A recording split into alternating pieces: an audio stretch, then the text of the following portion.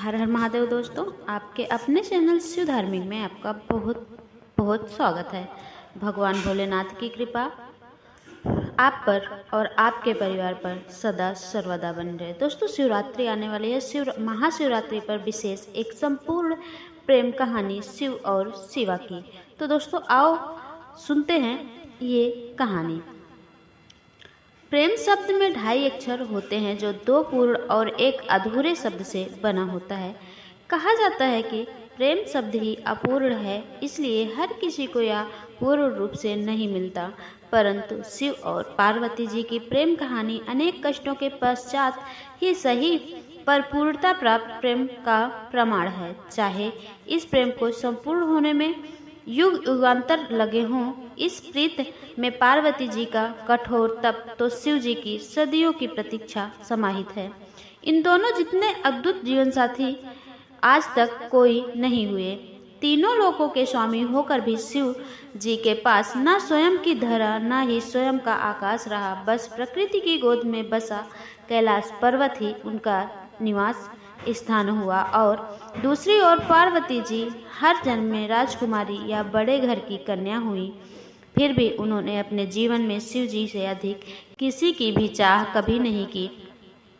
शिव जी सकल सृष्टि के स्वामी, परंतु अज्ञानियों की दृष्टि में एक अघोरी से ज्यादा कुछ नहीं। पर उस दिव्य स्वरूपा देवी ने शिव जी को जो पूर्णता दी, उससे वे देवों के देव महादेव बन गए। पुराणों में वर्णित है कि पार्वती जी ने शिव जी की अर्धांगिनी बनने के लिए 108 बार जन्म लिया। अंतिम 108वीं बार में वे पार्वती जी बनी।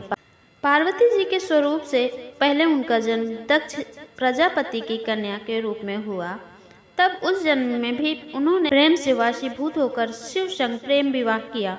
परंतु उनके पिता प्रजापति की इच्छा रही थी कि सती विष्णु जी को वरण करें, ताकि वे सब प्रकार के वैभवों से युक्त व प्रसन्न रहें। पर सती तैयार न हुई, बल्कि उन्होंने घोषणा कर दी कि मेरा वास्तविक सुख तो महादेव में निहित है। सती रूप में शिव जी की भक्ति की और दृढ़ता से उन्हें पति के रूप में पाया। इसी बात से दक्ष प्रजापति शिव के विरोधी बन गए और अपना सबसे बड़ा शत्रु अपने ही जमाता अर्थात शिव जी को मान लिया।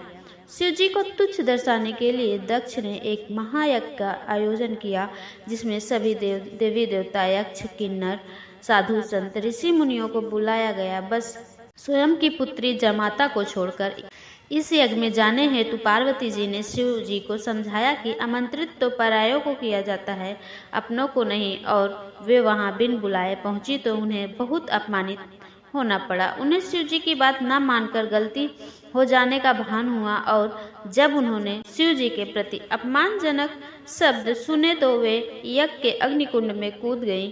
शिव जी को जब पता चला कि उनके गुणों से यज्ञ भंग कर दिया, सती ने पुनर्जन्म में पुनः शिव जी से मिलने का वचन देकर प्राण त्याग दिए।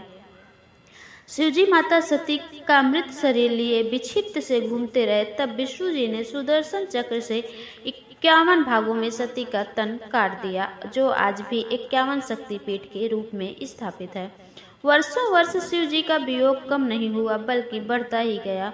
वे संसार से विरक्त हो गए। इधर सती ने वादा निभाते हुए पर्वतराज हिमवान और रानी मेना के घर पुत्री रूप में पुनर्जन्म लिया। पर्वतराज की पुत्री होने के कारण उन्हें पार्वती नाम मिला। नारद जी ने किशोरी पार्वती जी के जीवन साथी के रूप में शिव जी के पाने के लिए तपस्या का मार्ग बता दिया। तब पार्वती जी ने अपनी सखी को हृदय की बात बताई तो उनकी सखी उन्हें घोर बियाबान जंगल में लेकर गई, जहां पार्वती जी ने अन्न जल का परित्याग करके विभिन्न कठोर से कठोर तप सहस्त्रों वर्षों तक किए। तब शिव जी ने सप्त ऋषियों को पार्वती जी को समझाने के लिए भी भेजा। स्वयं भी वटवेश में समझाने पहुंचे थे, परंतु शिव जी ने भी पार्वती जी के दृढ़ संकल्प के आगे हार स्वीकार कर ली और वे पार्वती जी के संग परिणय सूत्र में बंधने का वचन दे बैठे।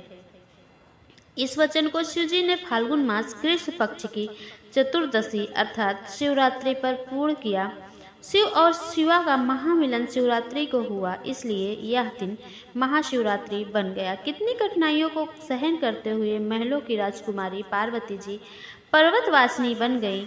पार्वती जी ने एक बार अपने लिए घर की इच्छा भी की, तब शिव जी ने उन्हें लंका बनाकर भी दी थी। तब वास्तु विप्र रावण, जो दक्षिणा में शिव जी को खाने की इच्छा से पूजन करने आया था, पार्वती जी ने सोने की लंका उसे ही भेंट कर दी, परंतु शिव जी को रावण के स्थान जाने नहीं दिया। पार्वती जी ने किसी भी जन्म में भोले भंडारी के प्रेम के अतिरिक्त कोई धन वैभव नहीं चाहा, बल्कि जीवन की हर परिस्थिति में शिव जी का साथ सूर्य किरणों, पुष्प में सुगंध तो शरीर संग प्राण बनकर निभाया। वहीं शिव जी ने भी तो हर जन्म में पार्वती जी की प्रतीक्षा की। शिव जी जो गले में मुंडमाला पहनते हैं, वो पार्वती के हर एक जन्म का ही तो प्रतीक है, जिसे वे हृदय से लगाए रखते हैं। वास्तव में पार्वती जी अनेकों कठिनाइयां सही तो शिव जी ने भी अथाह वियोग सहा, जिसे सभी कुछ सरलता से प्राप्त हो जाए, उनका जीवन कभी पूजनीय नहीं बनता। अंततः दोनों ने संपूर्ण प्रेम की परिभाषा गढ़ दी। आज के युग में जहाँ प्रेम प्रीत के मायने बदल गए हैं, जहाँ प्यार का स्थान अर्थ भोग विलास ने ले लिया है, वहाँ शिव शिवा का निश्चल निस्वार्थ अडिग प्रेम सभी के लिए प्रेरणादायी है। तभी तो आज भी भक्तगण सदियों बाद भी इस संपूर्ण हुए प्रेम के दिवस को महाशिवरात्रि के रूप में विशेष उल्लास, उमंग, ऊर्जा से मंदिर मंदिर, घर पंडालों में पूजन व्रत करते हुए रात्रि जागरण के साथ मनाते हैं। साथ ही महादेव और महादेवी को इसी तरह के पूर्ण प्रेम को पाने की कामना करते हुए जीवन में संपूर्णता और सकल सुख पाने की भी इच्छा करते हैं। इस संपूर्ण युगल जगत के माता पिता का आशीर्वाद सभी के जीवन पर सदा बना रहे। सभी को महाशिवरात्रि पर्व की अनंत स्वास्थ्य कामनाएं। तो दोस्तों, आपको ये कथा सुनकर कैसा लगा कमेंट में ज़रूर बताएं, और चैनल पर नए हैं तो चैनल को सब्सक्राइब कर लें, वीडियो को लाइक कर दें, ताकि आपके वीडियो से मुझे पता चले कि मेरे द्वारा बनाई गई वीडियो आपके लिए लाभप्रद है। तो ऐसी ही वीडियो बटन को प्रेस कर दें, ताकि इस चैनल पर आने वाली वीडियो की नोटिफिकेशन आपको सही समय पर प्राप्त हो सके। तो दोस्तों, चलो मिलती हूँ मैं अगले वीडियो में। तब तक के लिए नमस्कार, धन्यवाद।